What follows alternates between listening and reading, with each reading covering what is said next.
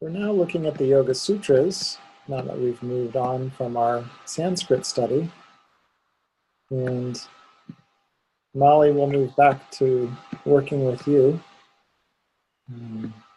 The Yoga Sutras are a lifelong study, and one of the suggestions that was made was that we repeat what we've done previously.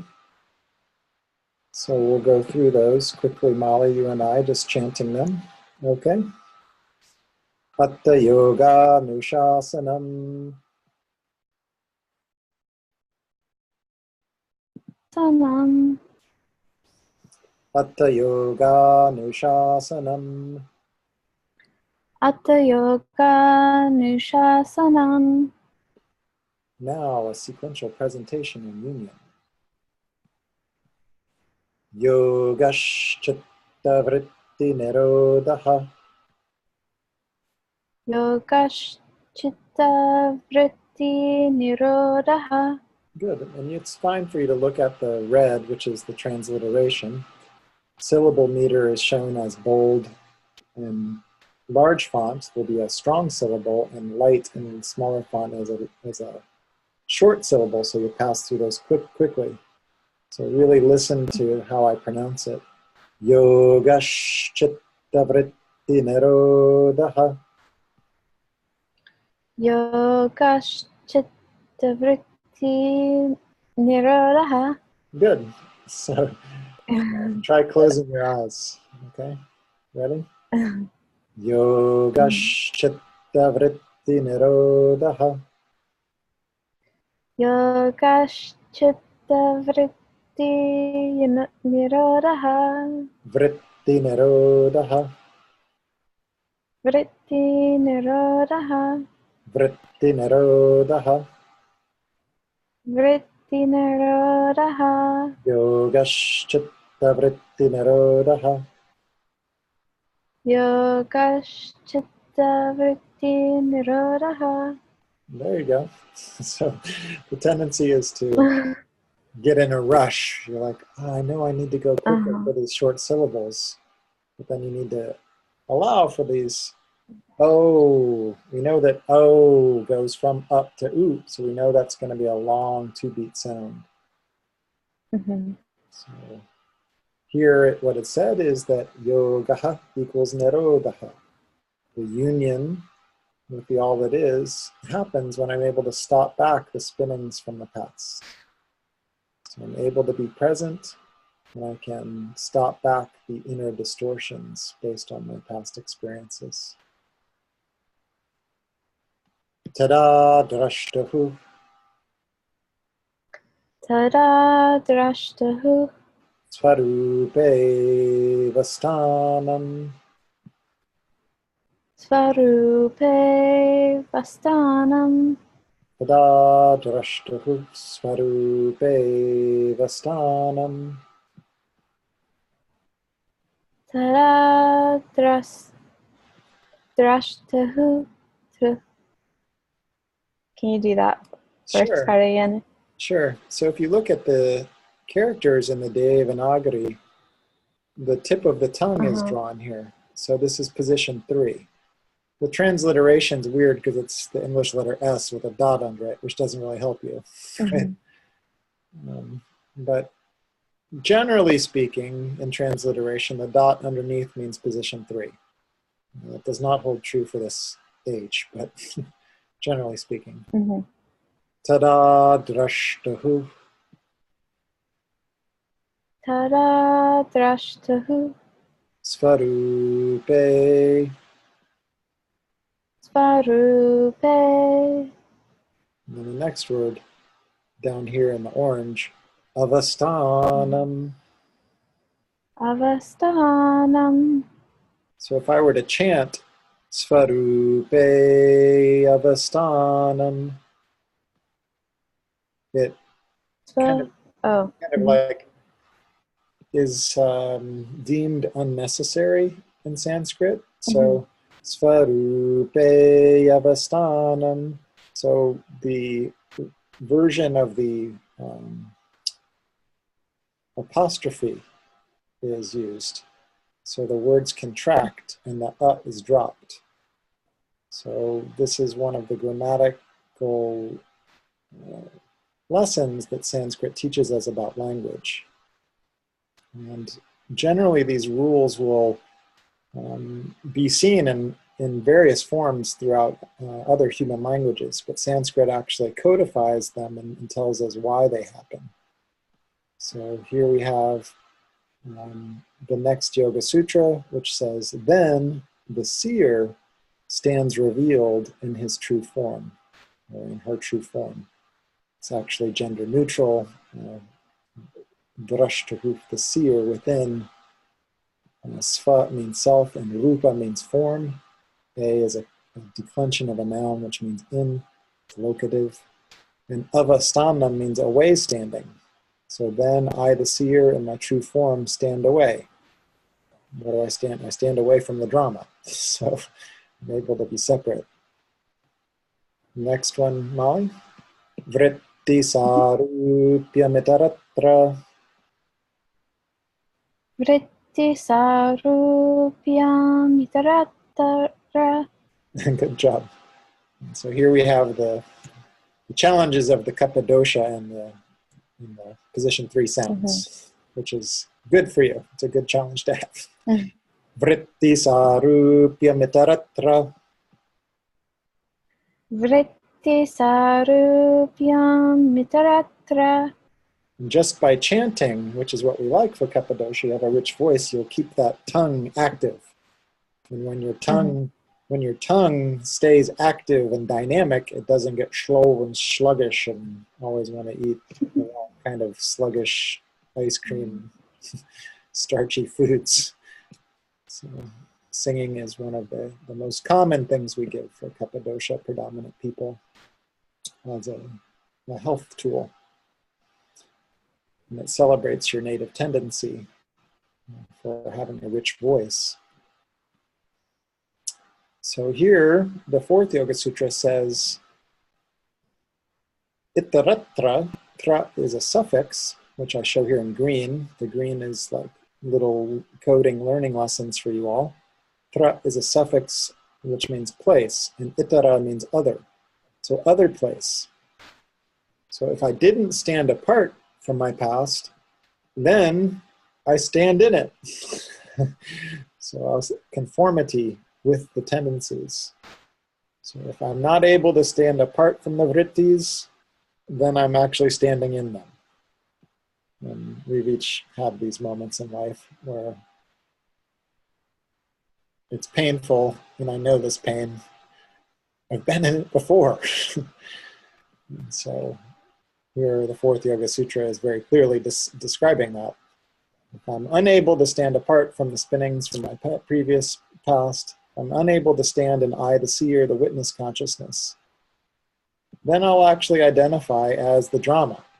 I'll identify it. And we also hear this in people's languaging. So people say I and then follow it up with, oh, I can't do this, or that never happens for me, or this always happens to me, or whatever. And so the language is representing the vrittis. And our job as yogis is to personally clean up my own act. And then if you're teaching yoga, it's to witness when people are using that self-limiting language and to name it. The next sutra, Molly. Vrittayaha. Vrittayaha. Panchatayaha. Panchatayaha. Klishtaha.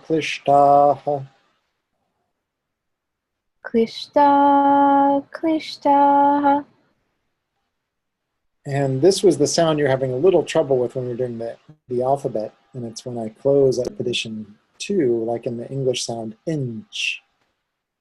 Pancha. Pancha.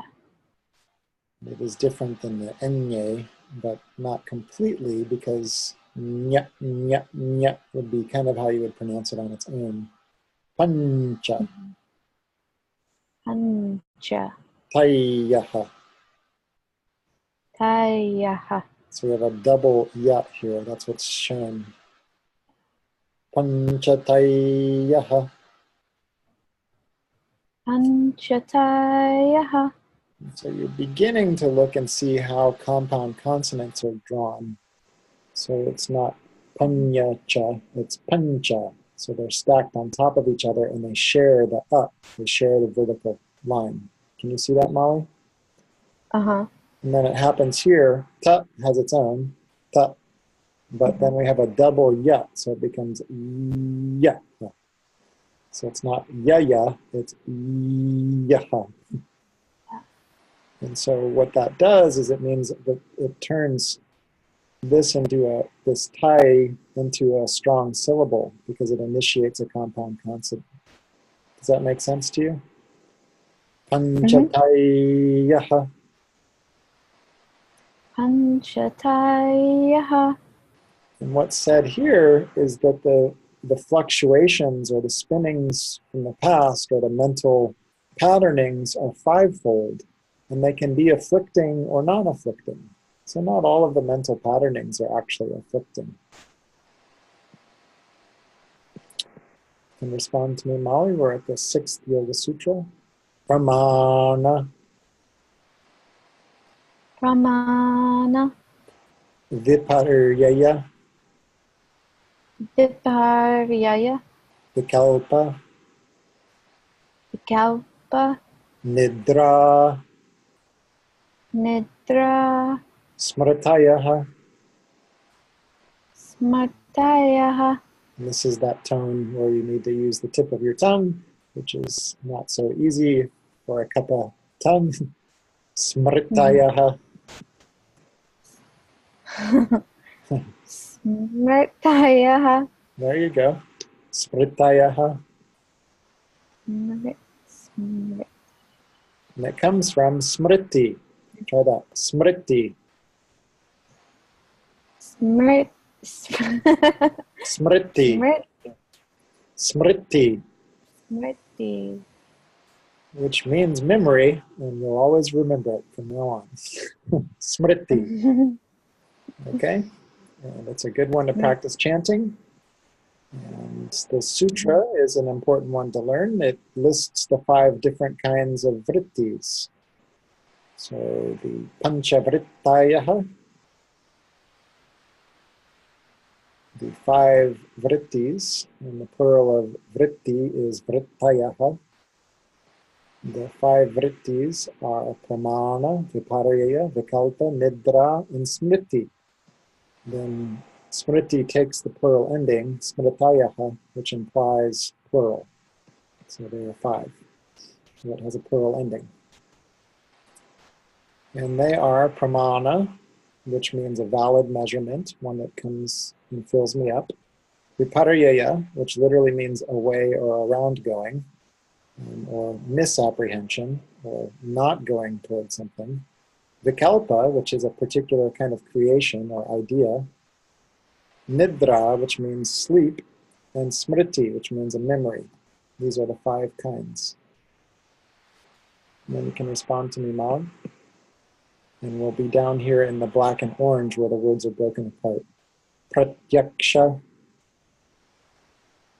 Pratyaksha. Anumana. Anumana. Agamaha. Agamaha. Pramanani. Pramanani. And an interesting side note here, as you're starting to learn the characters, in Sanskrit grammar, we learn that the positions that use the tip of the tongue, which are position 3 and position 4, each have a sound that's a resonant sound. So here we have na, and here we have na. And because of the power of ra, ra, ra, ra, ra, ra will always turn na into na. So this position 3 sound ra will change na into position 3, na. So language is always somewhat flexible. That's what Sanskrit is teaching us. It's teaching us that things are alive, they're not static. So pramana, here the word on its own, we had in the previous sutra. Pramana, here you see pa with the flick of the tongue, means pra, then the character ma. The extra line means that's not ma, but ma, and then na. And here you see the whole hook of your tongue. Na, pramana. And that is actually from just mana at the teeth, but it changes to position 3, not because of the influence of ra, even through ma. So pramana means some kind of measurement that fills me up. It is generally translated as valid means of learning, valid means of measuring, and there are 3 of them. And this is important. It's an important place to pause and really reflect. These are the 3 means of valid perception. One is prati aksha. You can try it, Molly. Prati aksha. Prati aksha. Which just becomes I-a. Becomes ya. So that's something Sanskrit teaches us. Eat before a will just turn into ya. Pratyaksha. Pratyaksha. Means I go toward it with my eyes. I directly see something. So that is one way of validly learning things. Another is anumana. And that is if I measure alongside. So it's snowing, I see snowflakes outside, it must be below 0 degrees Celsius or below 32 degrees Fahrenheit, or it must be cold, right? That's inference. Then agama has the plural ending, aha, but it was just agama. And usually means totally or completely, but it also can mean in the reverse direction. And gama is that which goes away. In this case, it's that which comes toward me.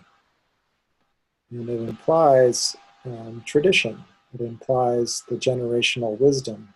Right now, Molly and Pierre, and I think Tracy who's listening along, and any of you who listen to this recording later, we're all actually learning due to agama, that which has come down, that which has come through tradition. We're learning the Yoga Sutras, which have lived at least 2,000 years. And so these valid means or correct perception are direct perception, inference, and reliable, generationally proven testimony. Last sutra that we covered last week, Molly, you can respond to me. We're again here in the black and orange. Viparyaya. Viparyaya. Mithya. Mithya. Jnanam. Jnanam. And this sound is a difficult one. That the tongue is at the position j, j, j. And then you close and resonate. Gyan. So you make the j beginning, but then you close and resonate. Jnanam. Jnanam. And this became gnosis or something similar in Greek. I'm not actually fluent in Greek, which then became no or no in English. So that's why English has the silent K or no. It came from jnanam. Atad. Atad. Rupa. Rupa. Pratishtam. Pratishtam. Good job. And so here we have the 2 different pats. We have at the teeth, prati, and then we have shtam at position 3, pratishtam. Pratishtam. Whereas the resonant character is changed due to that. That does not happen with these little flick or clicking sounds. So this t does not change to t. It's pratishtam. Pratishtam. Notice I have an error in the manual that I wrote. So need to correct. There's the challenge of writing things, you know. It's so many errors are made when writing things down. But I have not spelled Vipariyaya correctly in Devanagari here.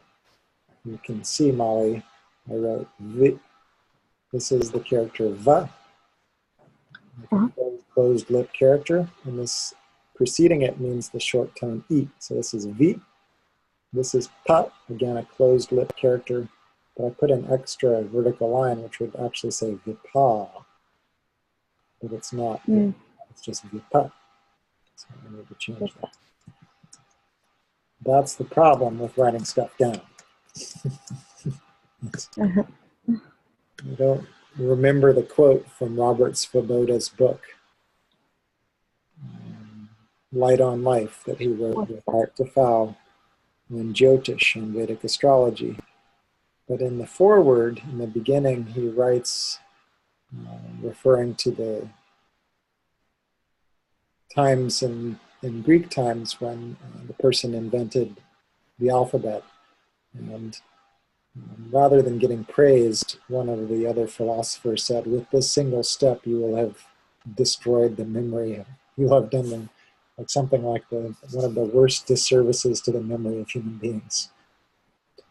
The written letters, in a way, they've encoded things, and we're grateful for it because here we are studying them. But it also leads to confusion. Yeah. I do my best not to be the continued proprietor of that. So this sutra is, we've described pramana, and now we're on to the second one, viparyaya. And viparyaya literally means aya is a going, pari means around, and vi is away from, like in viyana vayu, it goes outward or away. So just looking at the construct of the word, I have a pretty good sense that if I'm going around something, if I'm going away from something, I'm definitely not going toward it, right? And so this is based on the felt sense of things being true. I mean, I mentioned that at the beginning of class today. So here I am backing that up in that life is pratyaya, going toward, and we each need to have clear going toward in our mind. Otherwise, life is difficult. Life is a question mark. Life is unclear. And this viparyaya is clearly not a pratyaya. It's not a going toward, it's a going away from, or going around something. And so this is one of the vrittis. It's one of the most common ones. So each of us have things based from past experience, which create illusions that we then go around or go away from. Life has actually given me some moment, some circumstance, but rather than be in that moment or in that circumstance, I go away from it, or I try to go around it. Are you with me, Molly? So learning, that's why I teach these codes to you all, because the actual word viparyaya will have a translation, which is like misperception or misapprehension, that you can look up in the dictionary. But it's when you learn the codes of the words that you really detect the flavor, right? And so that's what I'm trying to do, is give you as direct access as possible to the flavors of the words from the roots, and that's what happens in the green here. And this is the traditional way of learning the language, the Sanskrit language, and all languages, is to start to learn these root sounds. So viparyaya is mithya jnanam. It is false knowledge, which is based on an appearance which is not even there. So that's one of the vrittis. And we can think of it as going away from what's happening. We're trying to go around what's happening. Then we're on to some new material, Molly, and you can respond to me here. Shabda, Shabda, jnana, Jnana, anupati, Anupati, vastu, Vastu, shunyaha, Shunyaha, vikalpaha. Vikalpaha. Good job. And you may recognize this word vastu from one of the sister sciences of yoga in Ayurveda. Mhm. Vastu is the science of how to correctly build a dwelling or a home or design space. And it literally means object. So it's talking about objects and how they relate to each other. And vikalpaha, the vritti, one of the 5 vrittis, has that same prefix vi, which means away from or particular. And kalpaha means a creation. So it's a particular or unique or outside of or away from creation, kind of a human creation. So kalpa would be like one of the great creations of God. Vikalpa is like this particular human creation, and that's translated as imagination or a thought or a fancy or a conceptualization. And it's described as something that is vastu shunyaha. It is without an object. It's relying or it hangs down upon knowledge and language only. So this is like the clever word tricks that happened in our mind, or the clever kind of mind creating its own distortions. It's not necessarily bad, but it's not based on anything that we can actually touch or feel or see. So conceptualization is just ideas without an actual object. It instead relies upon knowledge based in language. I wrote here that it's thinking without actually having done.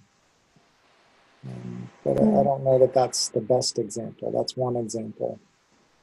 Because it's not particularly necessarily afflicting or non-afflicting, but vikalpaha, this imagination or thinking, is not actually necessarily what's in front of me. Mm-hmm. Next sutra, Molly.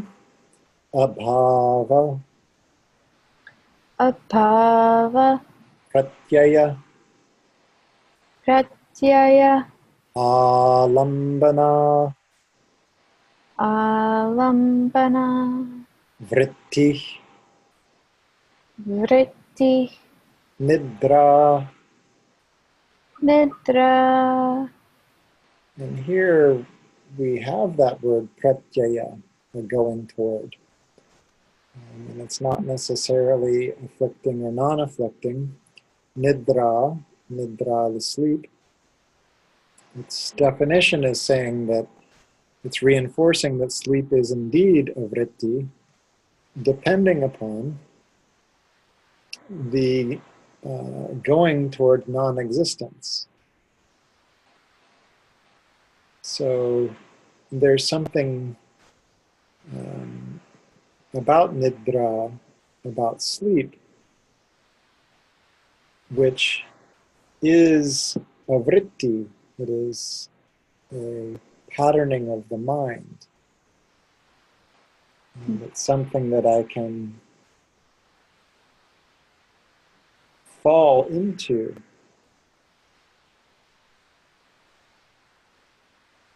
So in some ways, sleep is a non-afflicting vritti. As we'll learn later in the Yoga Sutras, first of all, sleep is necessary for the physical form and for the mental form. And without it, severe distortions can happen to the being. However, due to the conscious choice to not give in to sleep and instead to be directing the consciousness and awareness inward into the nervous system, into the mystic yogic techniques, there's freedom from the endless machinations of the physical form and of the mind. Sleep is considered a vritti in that it's going toward not beingness. It's going toward the drowsiness pulls us out of the capacity to be present, to be in the moment, to be in the flow, to be in the process that is the moment-to-moment ever-new bliss that yoga describes. And we later learned that sleep also is a useful vritti, or it's a useful tendency, in addition because of the knowledge of dreams that happen during sleep allow us a metaphor for what is also the waking state. So there is a conscious knowledge that we have that we do in fact sleep, and that something different is happening, that we're going toward this non-beingness, or this absent state. And so that is useful in that we can then have vikalpa, or a mental imagination of a super consciousness, or another kind of consciousness that's beyond our normal waking state. I hope that I've described it in a helpful way. Has my description been helpful? Yeah, this one's a little tricky to me because, well, can you scroll down just a little bit? Because when I'm looking at the words, I mean, I think I get where it's going, like sleeping, almost the equivalent of like a sense pleasure or something, instead of kind of dealing with what you need to deal with. You sleep extra, or giving into sleep. Is that what it's kind of meaning? Well, there are many commentaries that different teachers will write when describing the sutra. And this is where the Yoga Sutras are a lifetime learning and a reflection. Certainly it's true, Molly, that part of the battle of the yogi is to direct the consciousness to the meditative states. And sleep will absolutely be an obstacle there. Because if a person lives too dull or tamasic of a lifestyle, or doesn't take care of the body vessel, or doesn't explore the inner workings of the body, then sleep will overcome it. And it's impossible to refine the consciousness while it's just caught up in the gross machinations of material existence. And so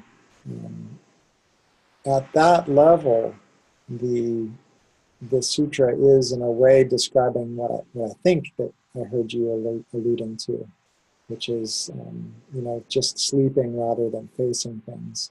We do that. Like sleep can become a vritti, a sort of a I'm too exhausted to deal with my life, or I haven't been being emotionally congruent. I haven't actually been working on my patterning. I've been avoiding my patterning. And so this drowsiness, or this heaviness of life is just consuming me. And one way people deal with that is consciously sleeping more, or think about the people that just numb themselves out with antidepressants or whatever. Yeah. So there's this way of just numbing their way through life, where alcohol is probably even more common. But there's something else that's being said in this sutra as well. From my experience, which is that um, there is uh, a useful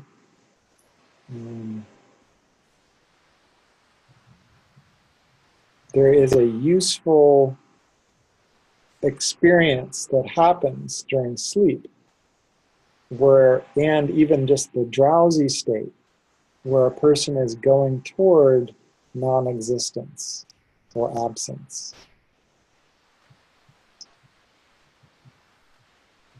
That there's a usefulness in that as well. It's ekvishta, as in non-afflicting. So sleep is not necessarily afflicting or non-afflicting, but there's something that's going toward an absence or a non-existence. And so there's this awareness that comes upon me due to sleep, where I merge into something different. Are you following me, Molly? There's a state that my mind goes, which is totally different, isn't it? Mm-hmm. Doesn't something I totally think different happen with sleep? Yeah. Well, and at first, I guess I was getting caught up in what a bhava. Abhava. Abhava. Mm-hmm. Abhava.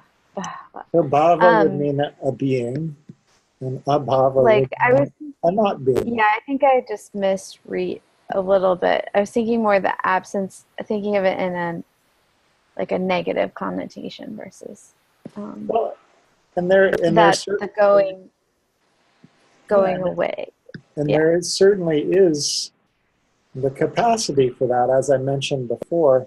One will encounter times where there's a choice of,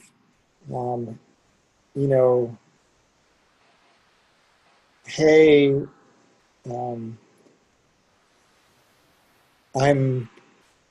it's whatever's going on in my life.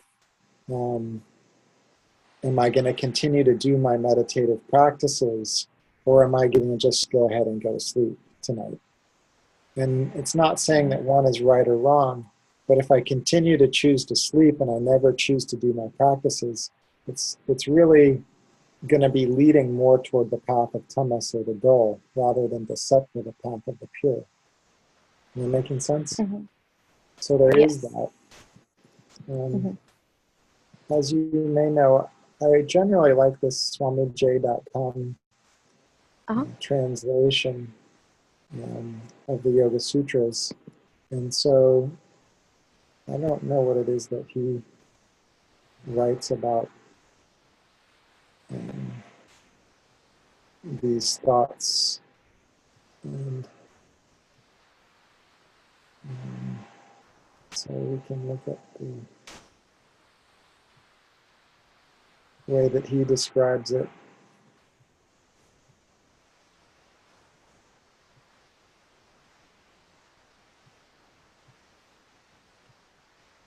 He's continued to fill these out over the years. It's impressive to see, because the website's been up since the early days of the internet, and with each time I look at it, he's really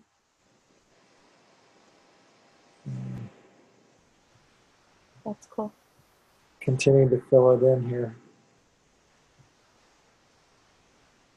So what he writes about sleep here is he calls it dreamless sleep. Nidra is different than a normal version of sleep. And it has its subtle thought pattern as its object on inertia, blankness, absence, or negation of the other thought patterns. So he's describing a completely different way of going about looking at this sutra. Mm-hmm.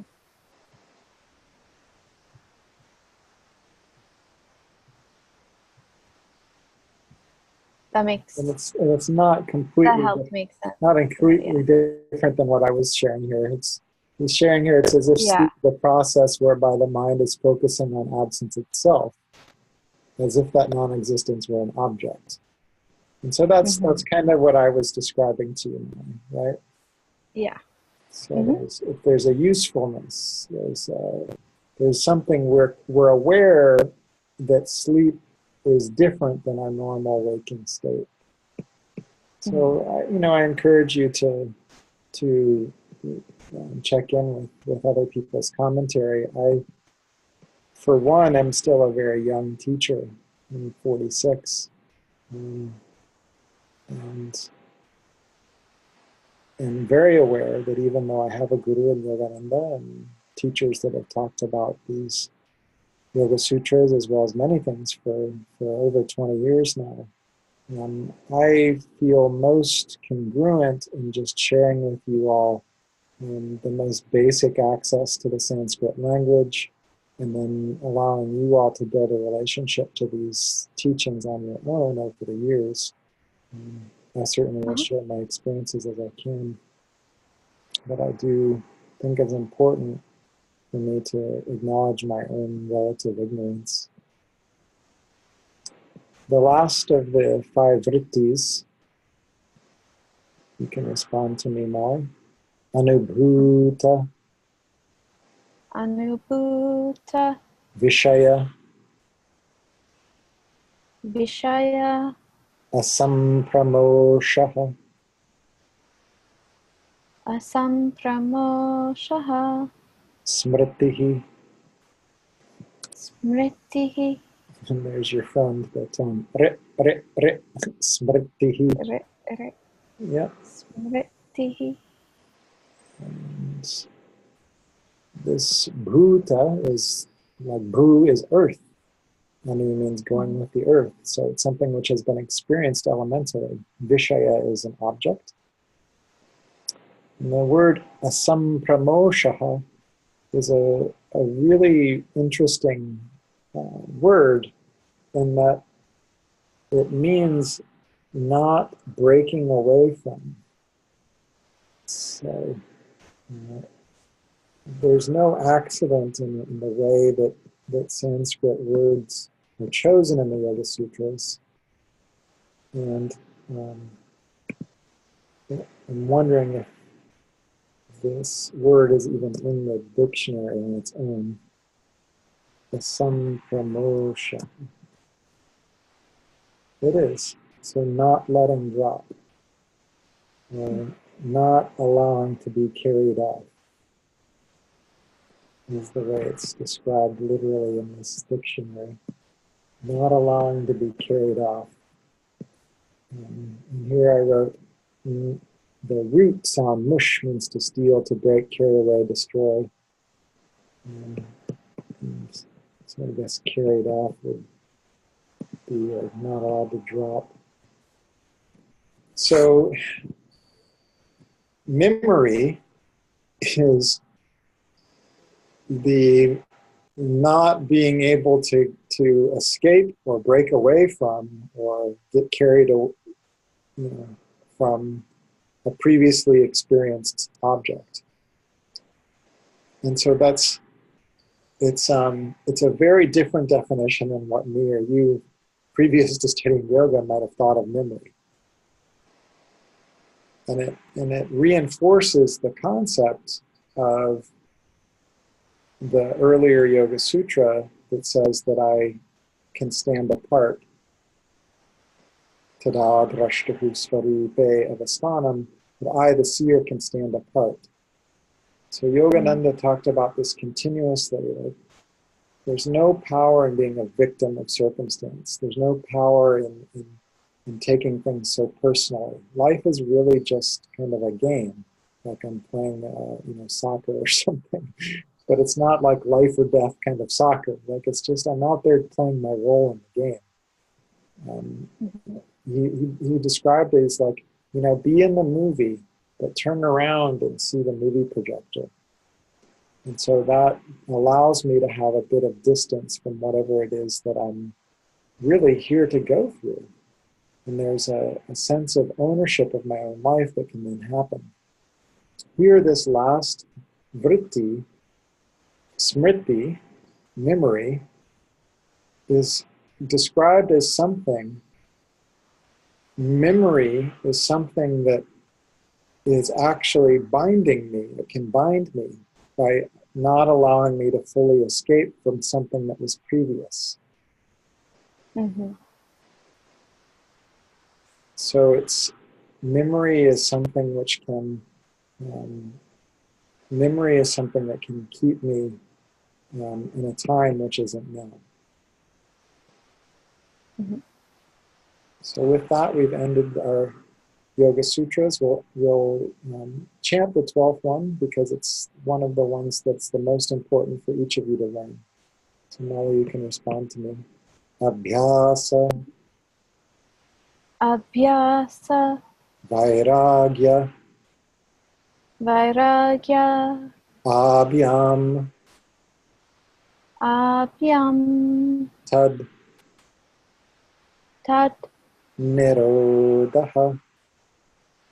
Nirodha. In this 12th Yoga Sutra is where we get our prescription for how to practice yoga, how to do yoga. How do we actually do it? Well, we know that yoga chitta vritti nirodha. We got that equation in the second Yoga Sutra. That yoga is the stopping back internally from the spinnings from the past. And here we have that how you do that, how do you stop things back? Well, you need to practice. You need abhyasa and you need vairagya. You need the state of non-attachment. So thanks a lot for tuning in today. It's been wonderful having you. We're going to continue with your question and answers.